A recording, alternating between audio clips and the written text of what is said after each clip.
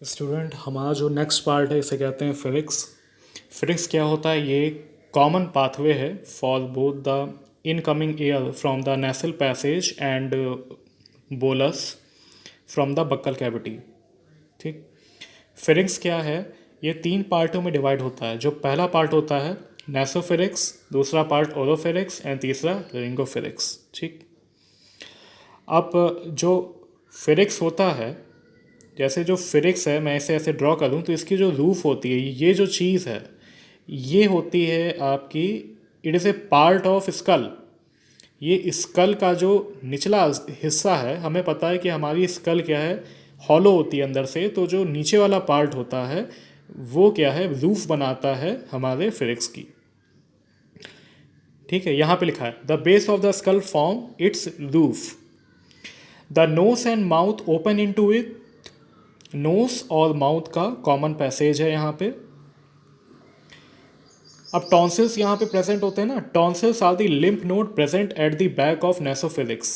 Physics का जो पहला पार्ट है नेसोफिजिक्स, वहाँ पे टॉन्सिल्स प्रेजेंट होते हैं और टॉन्सिल्स लिम्फ नोड हैं। जब हम सांस लेते हैं तो अगर वहाँ पे बैक्टीरिया, पैथोजन, डस्ट पार्टिकल्स होते हैं तो ये आपके टॉन्सिल्स में इंट्रैप हो जाते हैं। इसके बाद यहाँ पे शुरू हो जाता है इन्फ्लामेशन ऑफ टॉन्सिल्स। इन्फ्लामेशन जब होता है टॉन्सिल्स में तो क्या होता है, टॉन्सिल्स स्वेल हो जाते हैं। और जब टॉन्सिल्स स्वेल हो जाएंगे तो क्या होगा, जब हवा आप लोगे नाक से, नेसल पैसेज से, तो यहाँ पे टॉन्सिल्स क्या हैं, इनमें पेन होने लगेगा। ठीक है, तो what does a person do, वो अपना मुंह खोल के सांस लेना शुरू कर देता है। जब वो मुंह खोल के सांस लेगा तो क्या होगा, ये कंडीशन होगी पैथोलॉजिकल, इसे कहते हैं पैरानॉइड फैसीज।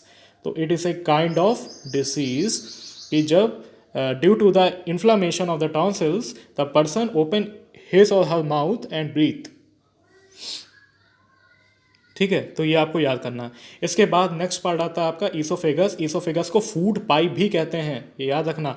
ये 25 सेंटीमीटर लंबी हॉलो ट्यूब है और ये क्या कनेक्ट करती है, it connect Phoenix and stomach. ठीक है, स्टमक क्या है, जे शेप्ड मस्कुलर ऑर्गन जो 1 से 2 लीटर खाने को एक बार में स्टोर कर सकता है। ठीक है, अगर मैं आपके फूड पाइप को ड्रॉ करूं, ठीक है, तो अगर ये आपका फूड पाइप है जिसे ईसोफेगस कहते हैं, और अगर हम इसकी हिस्टोलॉजी पढ़े तो हमें ये पता होना चाहिए कि आपकी ईसोफेगस में सिरोसा नाम की लेयर एब्सेंट होती है। जैसे कि अगर हम हिस्टोलॉजी ऑफ स्टमक पढ़ते हैं, हिस्टोलॉजी ऑफ स्मॉल इंटेस्टाइन पढ़ते हैं, तो सबसे बाहर की तरफ जो लेयर होती है सिरोसा होती है। ठीक है, लेकिन ईसोफेगस में ऐसा नहीं है। ईसोफेगस में जो सबसे बाहर की लेयर होती है वो एब्सेंट होती है।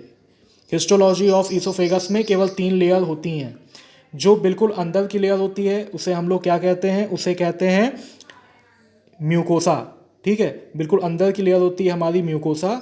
उसके बाद वाली लेयर होती है सब म्यूकोसा, और सबसे बाहर वाली लेयर क्या होती है, मस्कुलरिस लेयर, मस्कुलर लेयर। ठीक है, तो केवल 3 लेयर प्रेजेंट होती है, सिरोसा एब्सेंट होती है।